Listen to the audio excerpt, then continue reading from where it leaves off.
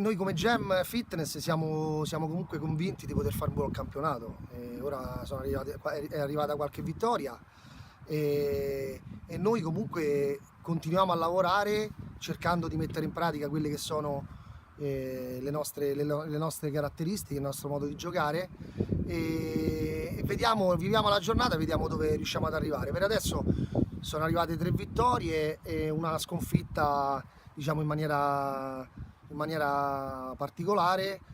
quella della scorsa settimana, però nonostante quella sconfitta oggi ci siamo messi in campo con tanta determinazione, con tanta volontà, siamo andati sotto 2-0 su 2 tiri da fuori, diciamo un po' estemporanei per quanto riguarda il gioco espresso, però poi ci siamo ripresi bene e credo abbiamo vinto meritatamente.